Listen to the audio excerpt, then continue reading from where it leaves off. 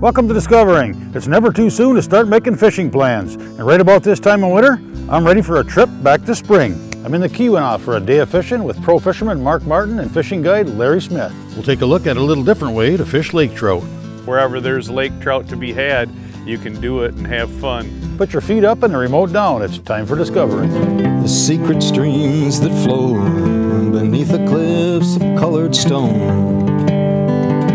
Forest thick and healthy with birch and pine and oak. Surrounded by the greatest lakes this world has ever known. The black bear's awesome presence as he roams the hills and fields. Call of the timber wolf, the loon's lonesome trill. The eagle soaring high above, the trout lies deep and still. These are what I treasure,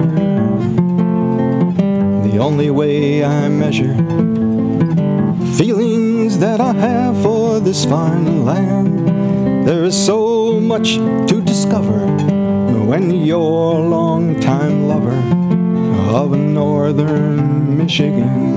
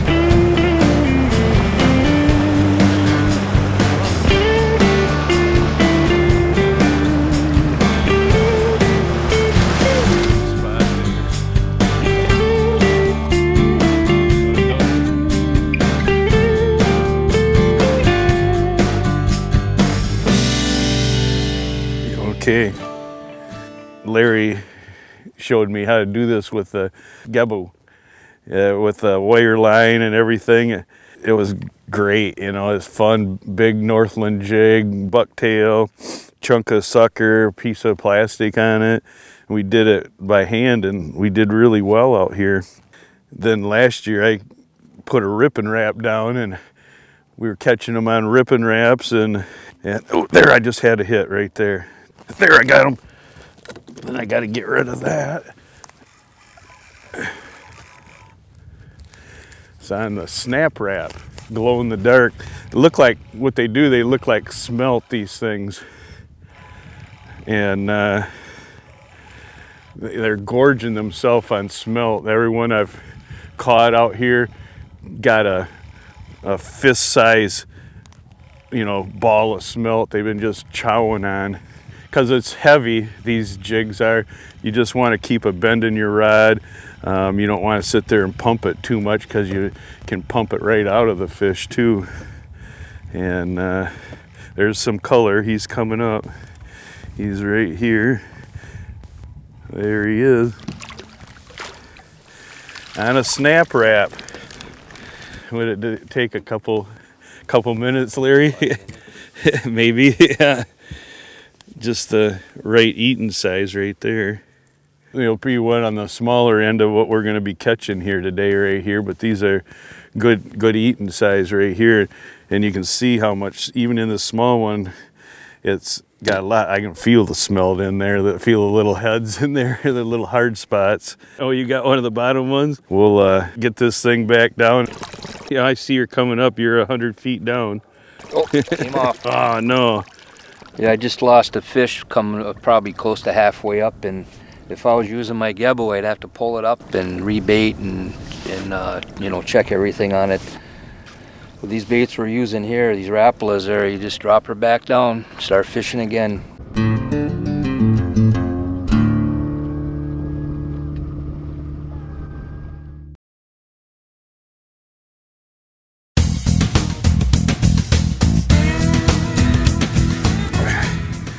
I was just banging it right off the bottom. I mean, I was hit every time I let it down. I hit bottom with it, Yeah, this winter we learned that, you know, bottom is really your friend, and we were banging jigging rapalas, slab wraps on the bottom, you know, spoons on the bottom, all sorts of everything we did it to call the fish in.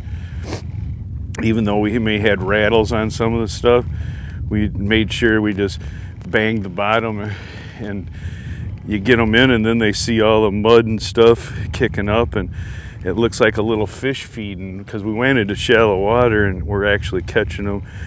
That's a better lake trout. Thank you, Larry. Yeah, he's got the one hook in him, so that's kind of nice. There. Thank you, Larry. I just dropped a snap wrap down here on 6-pound flame green Fireline walleye tackle. Same jigging rod I'd use in the Detroit River when I'm using 3/4 1 ounce jigs. You need a medium heavy rod to do this. 6-pound Fireline so that you can get it down. We anchored with the motor guide, put the spot lock on, and it, you know, angles wherever the wind is, and it keeps us right there. And all you got to do is keep watching this Fireline. You're on bottom right there, so you just reel it up right there, keep twitching it. You don't need to go wham. I mean, you could catch them, but then you're got that much drop to it, and they're just like jigging rapalas. This is a flat wrap. You know, they just look like jigging rapalas. The snap wrap that I just put down is more bullet shape and not as flat. They do have tails on them. I'm just gonna drop that right down, and there's a fish down there right now. You can see him right on the bottom. See that?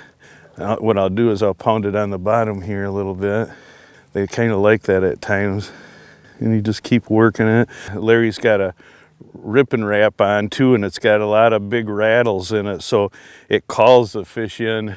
It works really good out here because it's, you know, that's heavy, and you can get it down there, and it's really sporting. In fact, there's the flat wrap. You can see it there on that one, but you can see it right there. It went and hit bottom right there.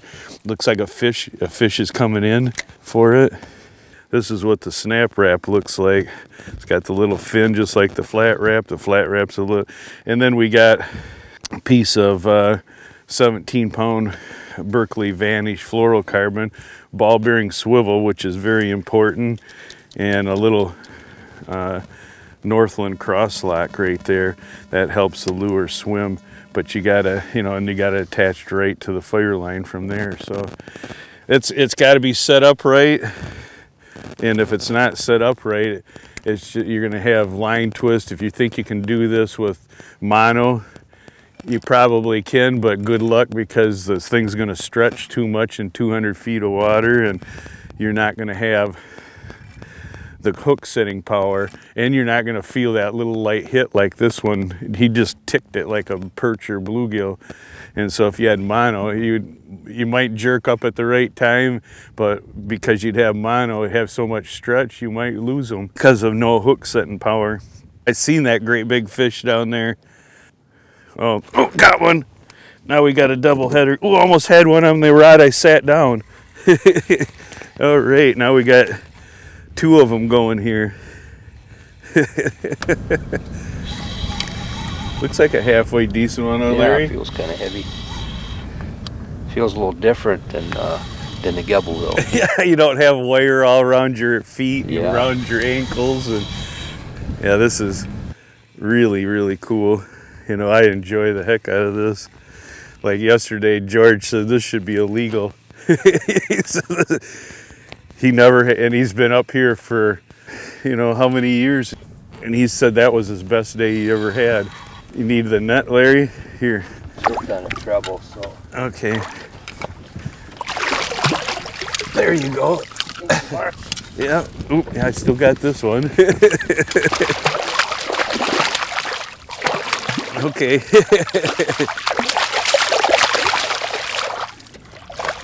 There we go. Get this net extended in my hand without putting it down in the... There we go. That one was on the flat wrap. Yours was on a snap wrap there, Larry? Yeah. Fire tiger. Fire tiger. Yours is bigger than mine, Larry. Yeah, these will be some good eating fish right there. A fish on that. Oh yeah, we got a fish on this one. He's been running around with. Well, thanks, Brian. Took my eyes off of my snap wrap. You know, had that just dangling in my rod holder, and Brian turns around and says, "Oh, you got a fish going." You know, I've never seen one way out there like that. He was running way away from the boat. Oh, look at the lamprey on him. He's got a lamprey on him, Larry.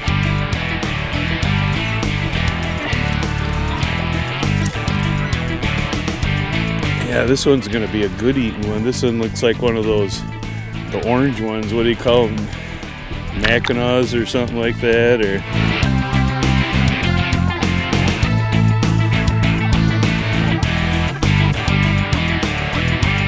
You can see, cause look at the fins on him, see the white on him. But he's had lampreys on him before in a couple different spots. That's where that one was just on him right there. Interesting.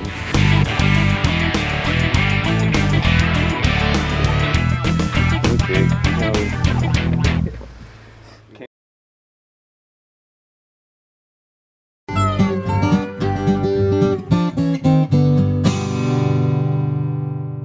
Didn't even get that one down.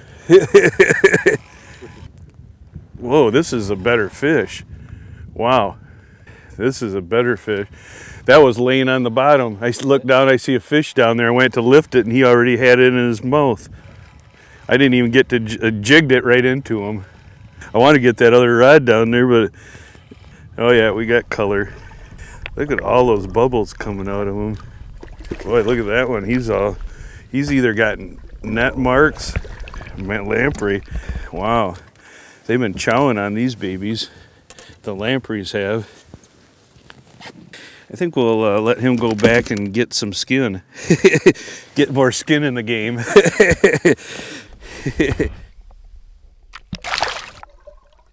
Lost a little fire line on here and had mono backing. Well, almost got to the bottom with fire line and had to go into the mono backing on here. I'll tell you what, I haven't done it. I could tell where bottom was, but it feels like mush down there. The whole line feels like one big rubber band right now. Even though I just got a little bit out, where this right here is like you can feel the lure working where I can't. I just feel some weight down there, nothing else on this one. So just proved to myself that I'm gonna go dig out my other fire line reel and get back down there and get in the game. We're fishing straight down in 200 feet, well, between 195 and 200 feet of water. It's kind of on a little break down here. It kind of goes up and down. It's, you know, probably clay, sand, you know, probably some rock down there, but we're not getting hung up when we're bouncing it on the bottom. Well, 3 times before I hooked them. Really? Well, there's probably other fish in it too, I'm sure. The thing that makes it all possible and easy is this Motor Guide XI5 with the spot lock on it. Keeps us right here. Even in this wind right here, we haven't moved hardly at all. So that's really helping out things there.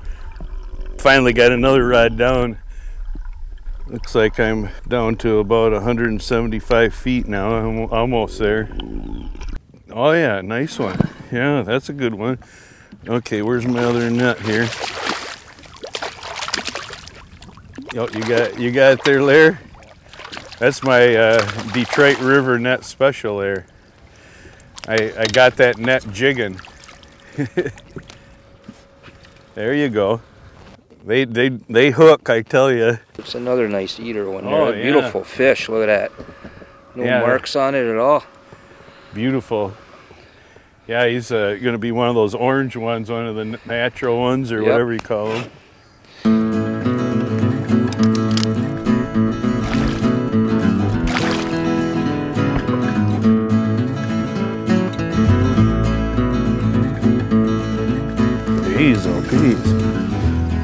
He's gonna fight me all the way. He actually pulled just a little drag out for a 1/10 of a second there. You got one too? Okay. Whoa, he's going back. Yeah, these might be bigger fish. I think these are, you know, I was pounding on the bottom and went to lift up and he was there.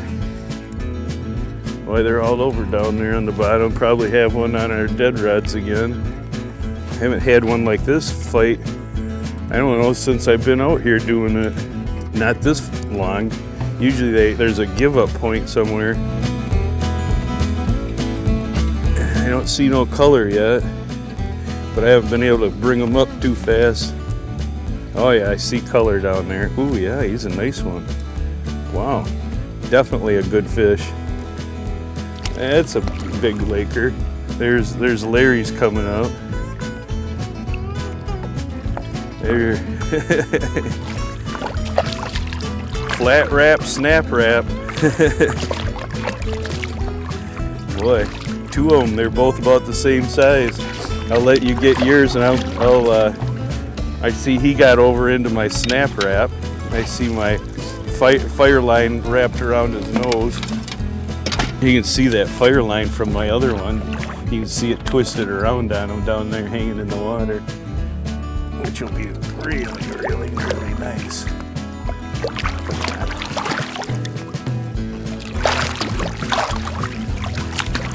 Boy, he's heavy. He's a good one.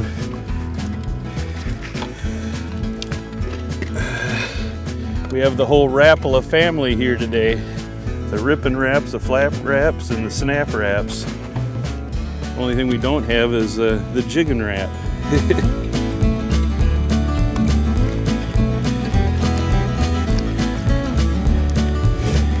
There we go. Nice, beautiful lake trout. I mean, you know, people should, you know, it's a fun thing to do out here. You know, if you have the time and go find these lake trout out in deep water, these lures do work. It's a lot of fun.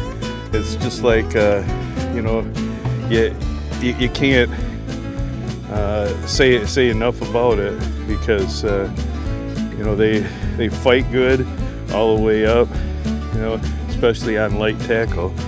Well, we'll get this one in, get untangled so I get back in the game.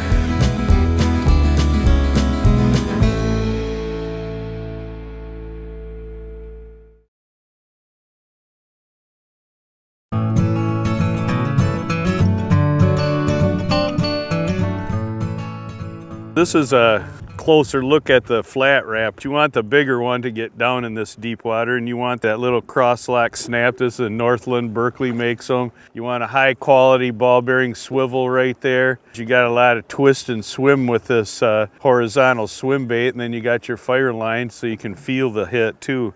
So then you got the medium heavy rod that completes the ensemble with a nice light reel right here. This is Cardinal Abu Garcia. And then this is the snap wrap. It's just not as flat as the flat wrap. Similar in design, it swims around down there, but it's all hooked up the same. Medium heavy rod. And then you have ripping wrap.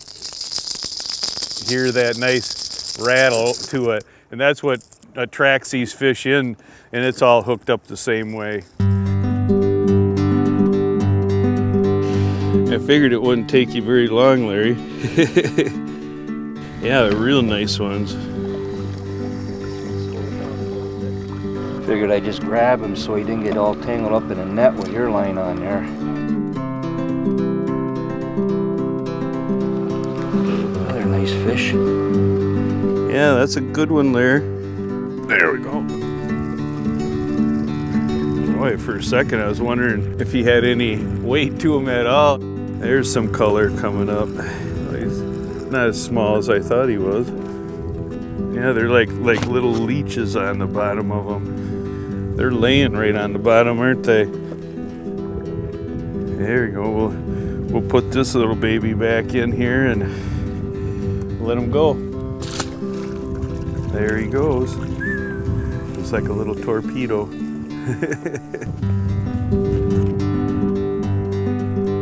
Oh, that's a nice one, Larry.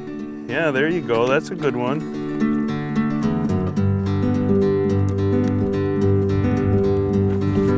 Been just consistent today.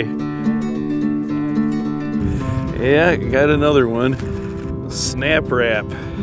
Yeah, this reminds me so much of vertical fishing for walleyes in the river, you know, the hit, how you got to do it, or like ice fishing, you know, it's the same thing. We've caught plenty of lake trout here today with ripping wraps, snap wraps, and flat wraps, and hopefully everybody can pick up on what we did, how we did it, go out and have some fun and do it yourself out here in Lake Superior or wherever there's lake trout to be had. You can do it and have fun. I could sit here and catch fish like this all day. It's just fun. That guy's saying anybody can do this. I mean, you could take your little kids out here. So you don't have to be an expert at anything. You just got to be an expert at being able to feel, watch, and see when it hits bottom and pick it up and down, and the fish will let you know when they're there. It's not difficult. And they keep coming back a lot of times till you hook them, like this one right here. This was just sitting in the rod holder, and you bent it over and sat around and looked at it after that till I picked it up and twitched it a couple times, and he came right back. We'll put this baby back in and give him the torpedo, so because he's got a little bit of air in his belly right there. We want to let him go back down, so you kind of help him back down by taking them and putting them like a torpedo and getting them going. Our day of fishing didn't end there. Over the next couple of weeks or so, we'll check back in for some splake and some walleye. Yeah, we're headed in to do some casting for along the edge of the shoreline to see if we get some splake and brook trout, brown trout, whatever's in there, maybe even some more lake trout, who knows. Well, that's it for tonight. If you'd like to keep tabs on what's coming up on Discovering or see where we've been, go to 906outdoors.com. Thanks for watching, and we'll see you next week right here on Discovering.